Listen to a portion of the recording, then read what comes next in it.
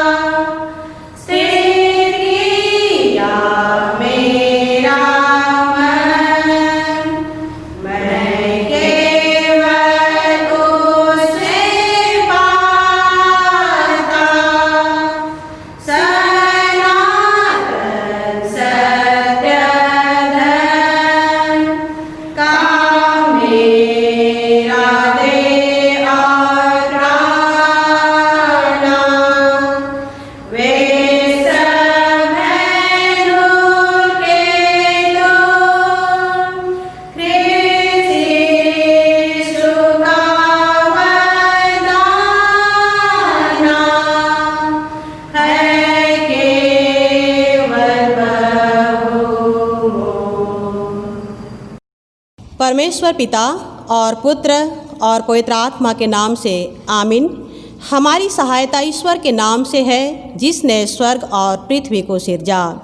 स्तुति होवे पिता को और पुत्र को और पवित्र आत्मा को, जैसा हुआ आरंभ में, जैसा है और जैसा रहेगा, सनातन से सनातन लो।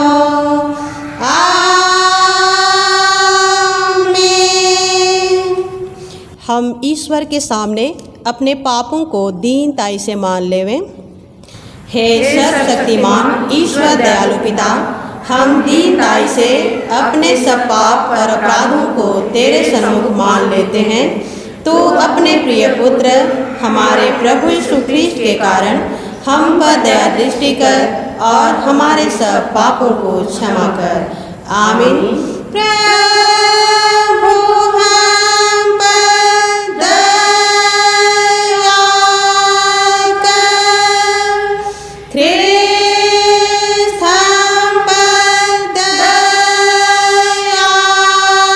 कर, प्रभु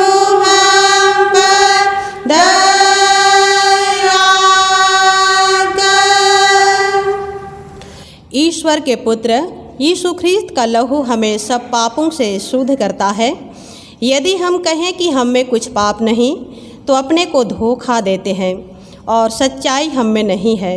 यदि हम अपने पापों को मान लें तो वह हमारे पापों को क्षमा करने को और हमें सब अधर्म से शुद्ध करने को विश्वास योग्य और धर्मी है। आमीन।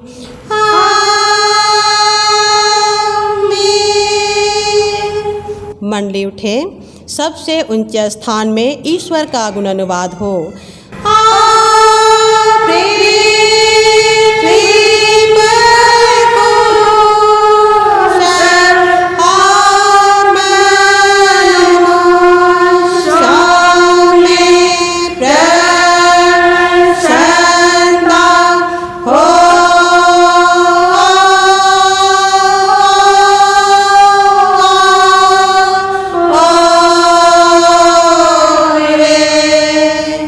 प्रभु तुम्हारे संग हो।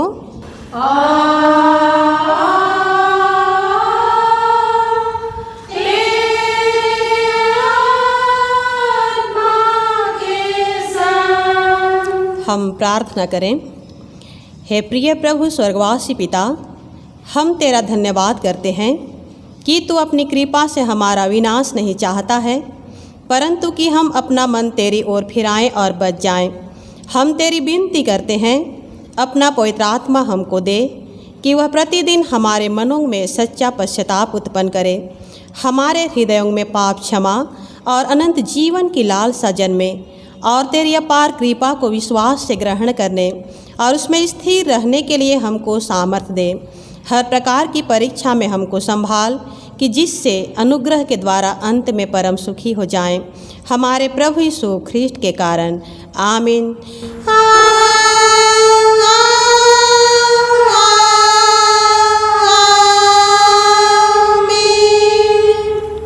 आज के लिए ठहराया गया पवित्र पाठ वचन हम सुनेंगे जो हमें मिलता है इब्रानियों के नाम पत्री अध्याय 12 पद संख्या 18 से लेकर 24 तक।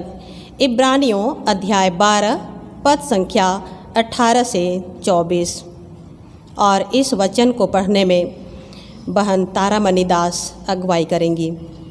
तुम तो उस पहाड़ के पास जो छुआ जा सकता था और आग से प्रज्वलित था और काली घटा और अंधेरा और आंधी के पास और तुर ही के ध्वनि और बोलने वाले के ऐसे शब्द के पास नहीं आए, जिसके सुनने वालों ने विनती की थी कि अब हमसे और बातें ना की जाए, क्योंकि वे उस आज्ञा को ना सह सके।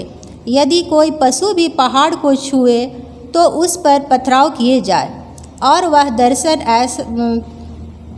ऐसा डरावना था कि मूसा ने कहा, मैं बहुत डरता और कांपता हूँ। पर तुम सियोन के पहाड़ के पास और जीवते परमेश्वर के नगर स्वर्गीय यरूशलेम के पास और लाखों स्वर्गदूतों और उन पहिलौठों की साधारण सभा और कलीसिया जिनके नाम स्वर्ग में लिखे हुए हैं और सबके न्यायी परमेश्वर के पास और सिद्ध किए हुए धर्मियों की आत्माओं और नई वाचा के मध्यस्थ यीशु और छिड़काव के उस लहू के पास आए हो, जो हाबिल के लहू से उत्तम बातें कहता है। आमीन। तेरा धन्यवाद होवे हे ख्रीष्ट यीशु। हालेलुया, हालेलुया, हालेलुया, हालेलुया।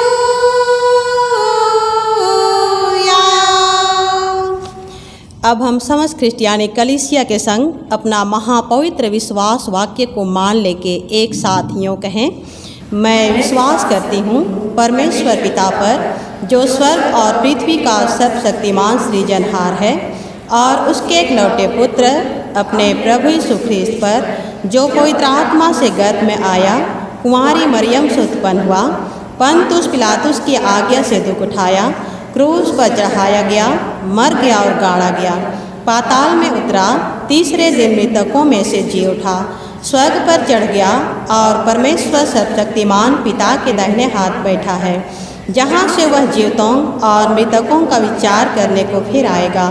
मैं विश्वास करती हूँ पवित्र आत्मा पर, एक ही पवित्र क्रिस्तियानी कलीसिया, पवित्रों की संगत पर, पापों की क्षमा, देह के जी उठने और अनंत जीवन पर। आमीन।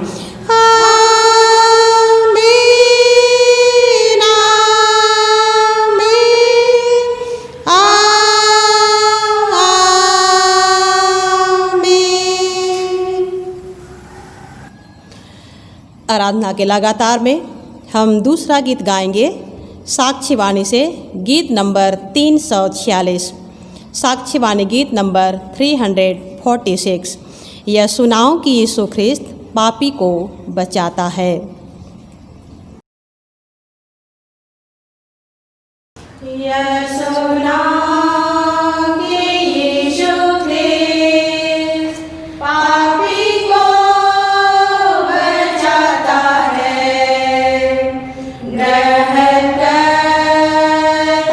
हर एक को उसके पास जो आता है। हीर और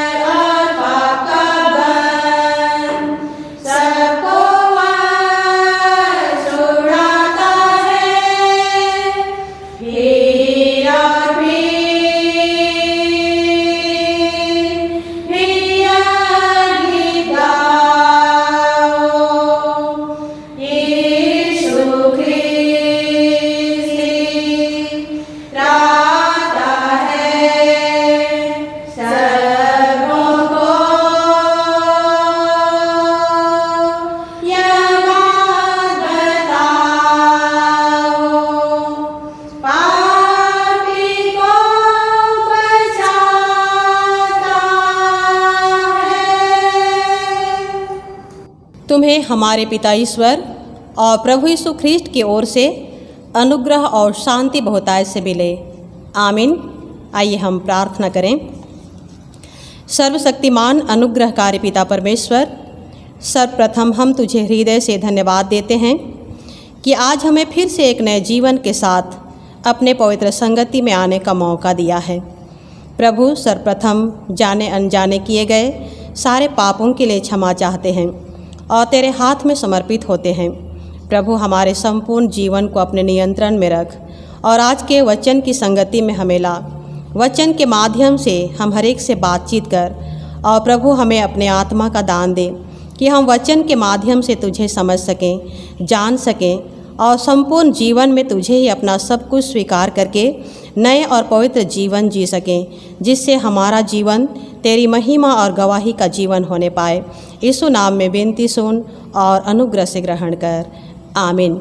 आज के लिए ठहराया हुआ उपदेश वचन है लुक्का रचित सुसमाचार अध्याय 7 पद संख्या 11 से 17। लुक्का 7 11 से 17।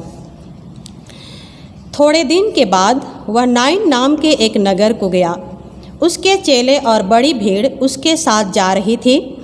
जब वह नगर के फाटक के पास पहुंचा तो देखो, लोग एक मुर्दे को बाहर लिए जा रहे थे, जो अपनी माँ का एकलौता पुत्र था और वह विधवा थी, और नगर के बहुत से लोग उसके साथ थे। उसे देखकर प्रभु को तरस आया और उससे कहा, मत रो। तब उसने पास आकर अर्थी को छुआ और उठाने वाले ठहर गए। तब उसने कहा, हे जवान, मैं तुझसे कहता हूँ, उठ। तब वह मुर्दा उठ बैठा और बोलने लगा। उसने उसे उसकी माँ को सौंप दिया। इससे सब पर भय छा गया और वे परमेश्वर की बड़ाई करके कहने लगे, हमारे बीच में एक बड़ा भविष्यवक्ता उठा है और परमेश्वर ने अपने लोगों पर कृपा दृष्टि की है। और उसके विषय में यह बात सारे यहूदिया और आसपास के सारे देश में फैल गई। आमीन। प्रभु में प्रिय ख्रिस्ट विश्वासी भाई तथा बहनों, यीशु मसीह परमेश्वर का आज्ञाकारी पुत्र होकर के इस दुनिया धरती में आया और उसका जीवन इस पापमय धरती में भी प्रेम, दया और करुणा और भलाई से परिपूर्ण का जीवन था। उसने अपने दैहिक जीवन में हमेशा लोगों को प्रेरणादायक शिक्षाओं को दिया और साथ ही साथ आवश्यकताग्रस्त लोगों की भी सुधि ली और सेवा का काम किया। नासरत उद्घोषणा में यीशु मसीह इस बात को उद्घोषित कर दिया था कि वह इस जगत में क्यों आया, इस जगत में आने का मकसद उसका क्या था, उद्देश्य क्या था। उसके बारे यशायाह नबी के द्वारा बहुत पहले ही प्रकट कर दिया गया था, जिसको हम यशायाह 61 अध्याय के पहले पद से लेकर के तीसरे पदों तक में पाते हैं। और इसी वचन को यीशु अर्थात यशायाह भविष्यवक्ता के पुस्तक के इसी वचन को आराधनालय में पढ़कर सुनाया और इस पद को पढ़ करके सुनाया, जिसमें लिखा हुआ है कि प्रभु का आत्मा मुझ पर है, इसलिए कि उसने कंगालों को सुसमाचार सुनाने के लिए मेरा अभिषेक किया है, और मुझे इसलिए भेजा है कि बंदियों को छुटकारे का, अंधों को दृष्टि पाने का सुसमाचार प्रचार करूं, और कुचले हुओं को छुड़ाऊं, और प्रभु के प्रसन्न रहने के वर्ष का प्रचार करूं। और कहा कि आज ही यह लेख तुम्हारे सामने पूरा हुआ है, आज ही यह लेख तुम्हारे सामने पूरा हुआ है। और वह किताब बंद करके बैठ गया। यीशु न केवल कंगालों को अपने जीवन में सुसमाचार सुनाया, उसने आवश्यकताग्रस्त लोगों की भी आवश्यकताओं को पूरा किया। बीमारों को चंगाई दिया, भूखों को खिलाया। इतना ही नहीं, आज का वचन बतलाता है कि उसने मरे हुओं को भी जिलाया। उसने अपने जीवन में याईर की बेटी को जिलाया, लाजर को जिलाया, और आज के वचन में हम पाते हैं कि एक जवान को यीशु मसीह जिलाया, क्योंकि उसने स्वयं कहा है कि मैं ही पुनरुत्थान और जीवन हूँ, मैं ही पुनरुत्थान और जीवन हूँ। साथ ही ये भी कहा है कि मैं ही सत्य, मार्ग और जीवन हूँ, जीवन की रोटी भी मैं ही हूँ। यीशु स्वयं जीवन है और वही जीवन भी देता है, क्योंकि उसने मृत्यु पर जय पाई है, मृत्यु को पराजित किया है।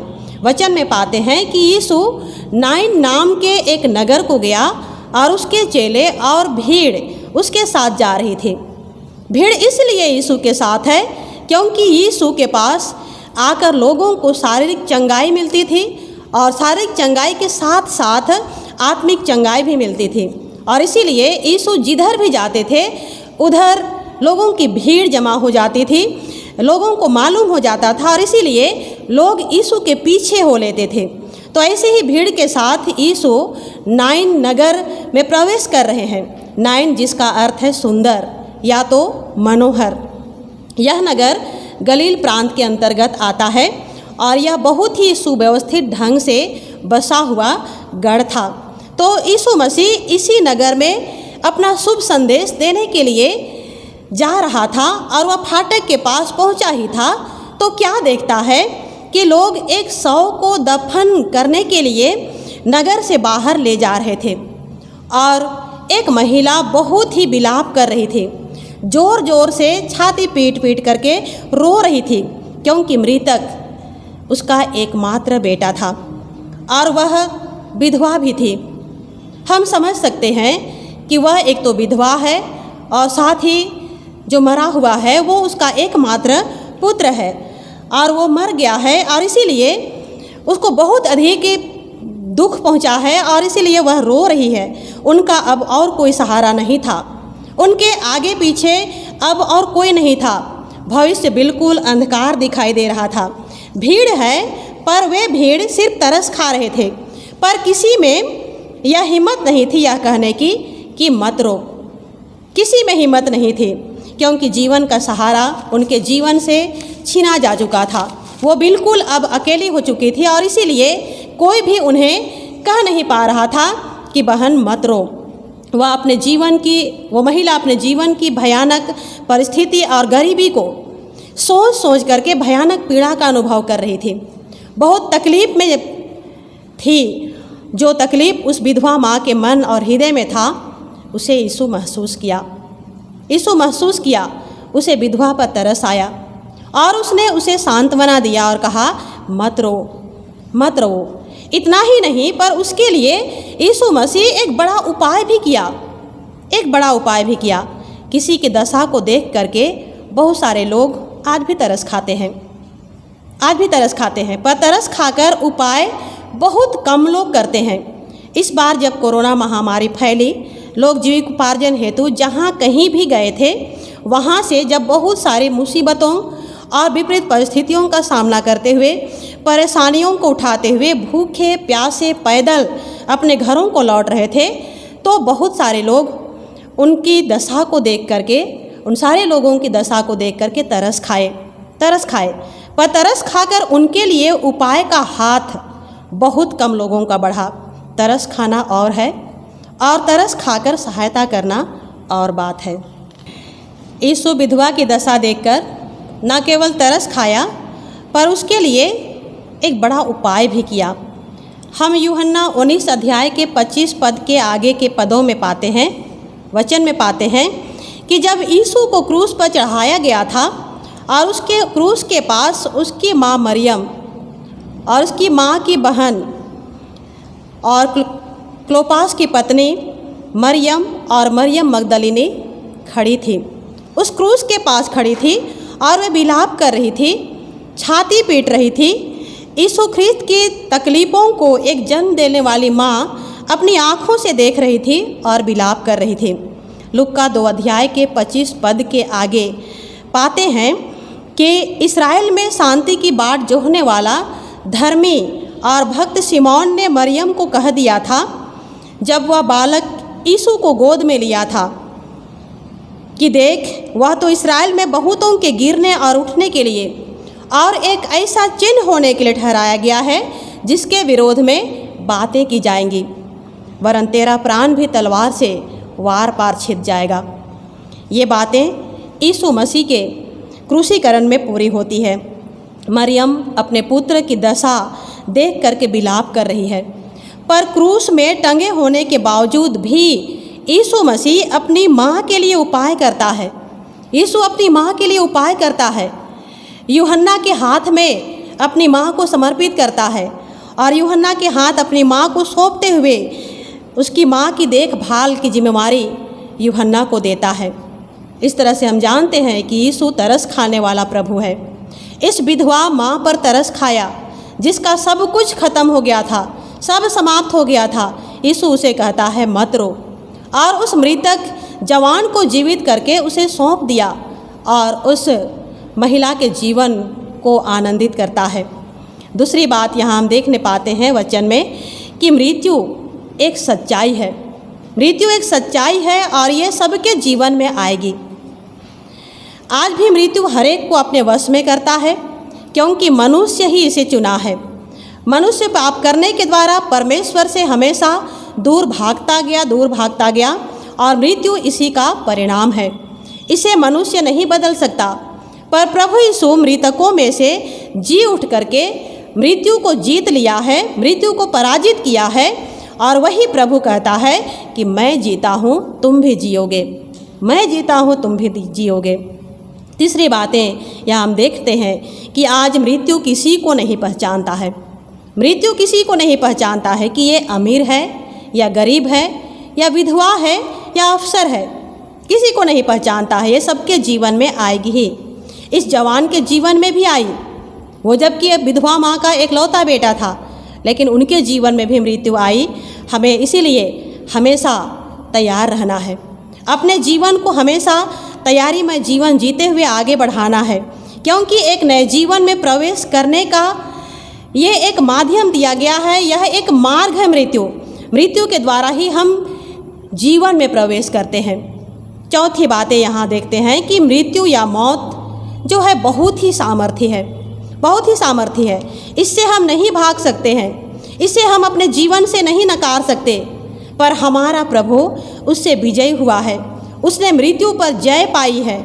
हमारा प्रभु मृत्यु से भी सामर्थ्य है, इसलिए तो उसने कहा, हे जवान उठ, हे जवान उठ। उसकी वाणी को वो जवान सुना और उठ गया।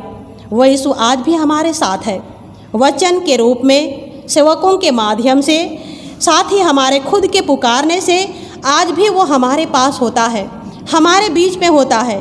वह हमारे रोने, हमारे विलाप करने को देखता है। हम बीमार हैं, हम दुखी हैं, हम रो रहे हैं, समस्या है हमारे जीवन में जो जाती ही नहीं, या तो हमारे जीवन में बहुत सारी ऐसी उलझने हैं जो सुलझती ही नहीं, सब देखता है प्रभु और कहता है कि मैं तुम्हें कभी नहीं छोड़ूंगा। हमें संपूर्ण मन से उनके पास आने की आवश्यकता है। आज भी यीशु हम पर, हमारे जीवन की दशा को देख करके तरस खाता है। लूका रचित सुसमाचार के 23वें अध्याय के 28 पद में कहा है कि हे मेरे पुत्रियों, मेरे लिए मत रो, मेरे लिए मत रो, परंतु अपने और अपने बालकों के लिए रो, अपने और अपने बालकों के लिए रो। आज हम और हमारे बच्चों की दशा को देखें। रोज रोज पाप की बढ़ती से मर रहे हैं, हम मर रहे हैं। हर दिन उसके लिए विलाप करने की आवश्यकता है। इसलिए आइए हम रोते पीटते विलाप करते हुए अनुग्रह के सिंहासन के पास आएँ कि हम पर दया हो, हम पर दया हो और वह अनुग्रह पाए।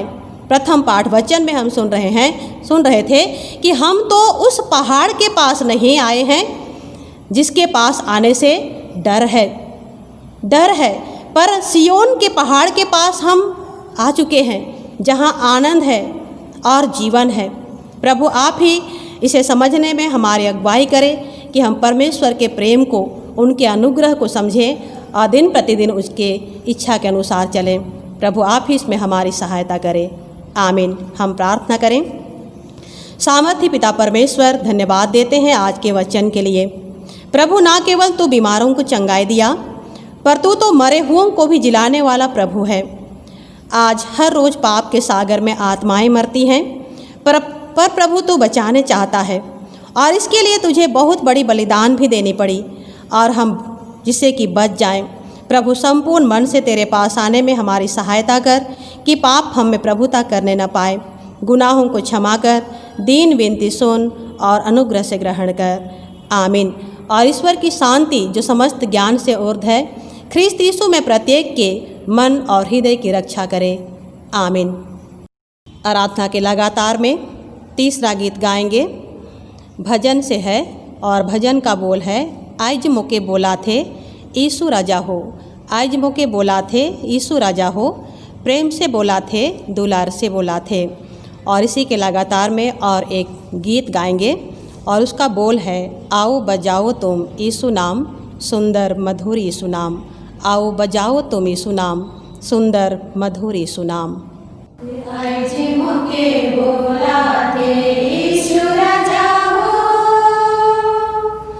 आइज मोके बोला थे मसीह राजा हो, फिर से बोला थे, दुलार से बोला थे, फिर से बोला थे, दुलार से बोला थे।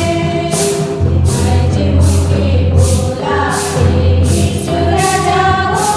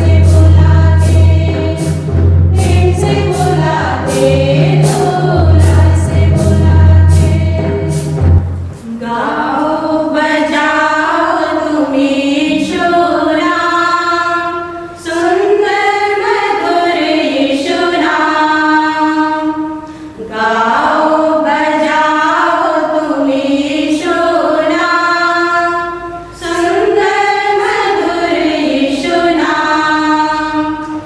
यीशु नाम प्यारा नाम, यीशु नाम प्यारा नाम, शांति दिलाए यीशु नाम।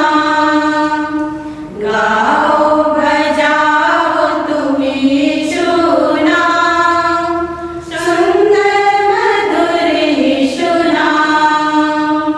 गाओ बजाओ तुम यीशु नाम, सुंदर मधुर यीशु नाम। यीशु नाम प्यारा नाम, यीशु नाम प्यारा नाम, पाप मिटाए यीशु नाम। गाओ बजाओ तुम यीशु नाम, सुंदर मधुर यीशु नाम। गाओ बजाओ तुम यीशु नाम, सुंदर मधुर यीशु नाम। यीशु नाम प्यारा नाम, यीशु नाम प्यारा नाम, जीवन दिलाए यीशु नाम।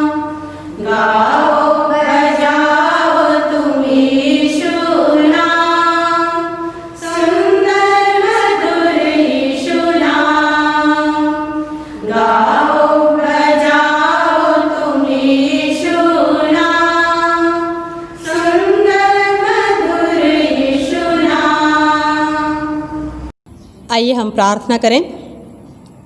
हे प्रभु परमेश्वर स्वर्गवासी पिता, हम तेरी विनती करते हैं अपने ख्रिस्त यानी कलीसिया और उसके सारे सेवकों की अगुवाई कर कि वे तेरे वचन के निर्मल उपदेश में ठहरें, जिससे सच विश्वास और प्रेम हम में बढ़े और दृढ़ाया जाए। हे प्रभु, भारत रिपब्लिक के हमारे प्रेसिडेंट, इस प्रांत के गवर्नर, राजकीय सभाओं व मंत्रिमंडलों, सब न्यायों व हाकिमों और सब राज कर्मचारियों को आशीष दे और उनकी अगुवाई कर कि वे न्याय और धर्म से देश की सेवा करें और हम कुशल चैन से सारी भक्ति और गंभीरता से काल बिताएं। हमारी कलीसियाई सभाओं, सेंट्रल काउंसिल और कलीसिया की अन्य मंडली सभाओं को आशीष दे कि वे इस मंडली को तेरी पवित्र इच्छा के अनुसार चलाएं। जगत की लुथेरान कलीसिया और देश विदेश के हमारे सभी ख्रिस्ट विश्वासी मित्रों को आशीष दे कि हम ख्रिस्टीय प्रेम और सहयोग में आगे बढ़ें और जगत में तेरी साक्षी के लिए अधिक सामर्थ पाएं। हमारी कलीसिया के सब काम पर आशीष दे, लड़के लड़कियों की शिक्षा पर आशीष दे कि वे तेरे भय, प्रेम और भरोसा में बढ़ते जाएं। कलीसिया के विद्यालयों, शिक्षण, प्रशिक्षण, महाविद्यालयों और अन्य संस्थाओं को संभाल और उनकी बढ़ती दे और उनके द्वारा कलीसिया के लिए आत्मिक और लौकिक आशीष दे। खेती बाड़ी और हर एक काम उद्यम को सफल कर, जिससे हर कोई सुविवेक से तेरे आगे चले और अपनी जीविका पाए। अपनी कृपा से उन सबों पर दृष्टि कर जो कंगालपन, रोग और नाना प्रकार की शकैती और दुख में हैं, उनको शांति दे। प्रार्थना है प्रभु, जितने भी हमारे देश के हों या कलीसिया के हों या समाज के अगुवे हों, हर एक को पवित्र आत्मा का दान दे, बुद्धि और ज्ञान से भर दे, समझ का आत्मा दे कि हर एक तेरी अगुवाई में होकर प्रजा के हित के लिए सोचें और कार्य करें। विकासशील देश में रहकर हर एक के विकास और उन्नति के लिए जो अधिकार मिला हुआ है, उस पर ध्यान देकर काम करें, जिससे प्रजा सुखी और आनंदित हो। प्रभु, हमारे समाज को तू ही बचा। आज हमारे समाज में नशा विभिन्न रूपों में अपना क्षेत्र विस्तार कर रही है। इसमें सबसे अधिक प्रभावित आज की युवा पीढ़ी हो रहे हैं, जिससे बहुत सारी समस्याएं समाज और परिवार में आ चुकी हैं। बेरोजगारी बढ़ रही है, बीमारियां बढ़ रही हैं। प्रभु, तू ही हमारे पाप की ओर बढ़ते कदम को रोक, हमारे जीवन में ज्ञान और समझ को भर दे कि हमेशा हम तेरी आवाज़ को सुने और तेरी इच्छा को जाने और पवित्र मार्ग में बढ़ते जाएं।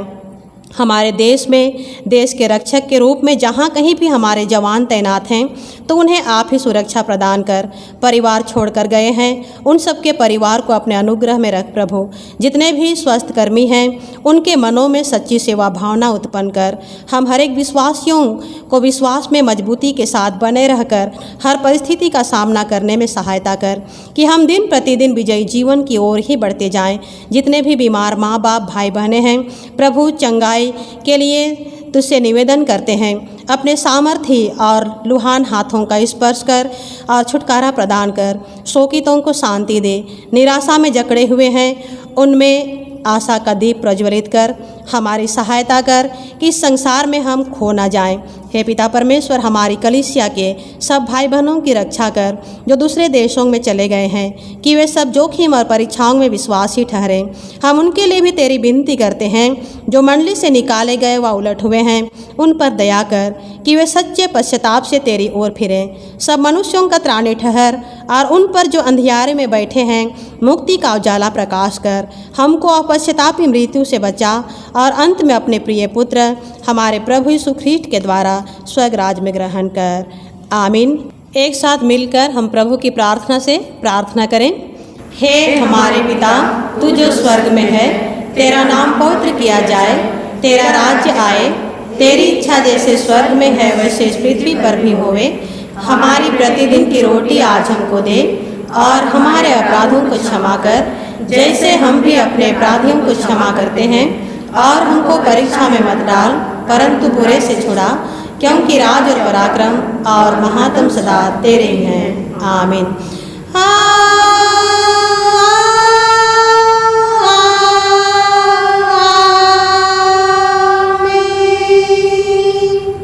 अब त्रिएक ईश्वर का आशीर्वाद विश्वासी और दीन मन से ग्रहण करें। परमेश्वर तुझे आशीष देवे और तेरी रक्षा करे।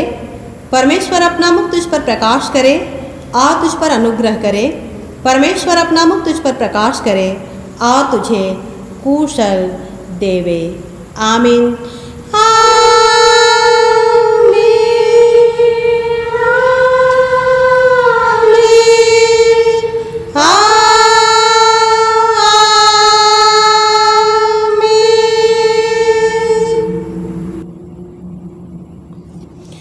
यीशु सहाय।